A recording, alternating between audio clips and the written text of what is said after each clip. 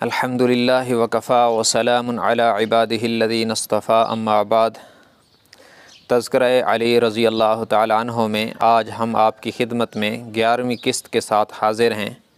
معزز سامعین و ناظرین، سن 9 ہجری میں حج فرض ہوا تو پہلے حج کی فرضیت کے بعد پہلے سال یعنی سن 9 ہجری میں آپ صلی اللہ علیہ وسلم خود تشریف نہیں لائے۔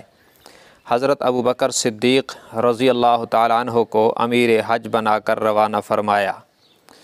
جب یہ روانگی ہو گئی تو اس کے بعد کچھ مخصوص احکام نازل ہوئے، جن میں یہ بھی تھا کہ آج کے بعد اس سال کے بعد کوئی مشرک حدود حرم میں داخل نہیں ہوگا وغیرہ دوسرے احکام بھی تھے۔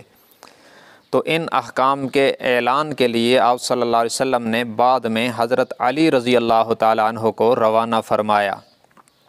امیر حج حضرت ابوبکر صدیق رضی اللہ تعالیٰ عنہ تھے، یہ ان کا اعزاز تھا، اور ان مخصوص احکام کے اعلان کے لیے حضور صلی اللہ علیہ وسلم نے اپنا نمائندہ اور اپنا سفیر بنا کر حضرت علی رضی اللہ تعالیٰ عنہ کو بھیجا، اور انہوں نے آ کر جگہ بجگہ حضور صلی اللہ علیہ وسلم کی طرف سے ان احکامات کا اعلان کیا۔ تو یہ ان کا اعزاز تھا کہ حضور اکرم صلی اللہ علیہ وسلم نے اپنی مبارک زندگی میں کچھ خاص احکام کے اعلان کے لیے حضرت علی کو اپنا نمائندہ اور اپنا سفیر بنا کر بھیجا، اور انہوں نے حج کے موقع پر عوام میں ان احکامات کا اعلان کیا۔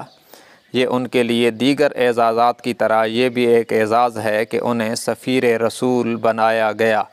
اللہ تبارک و تعالی ہماری طرف سے انہیں بہت جزائے خیر عطا فرمائے۔ وآخر دعوانا ان الحمد للہ رب العالمین۔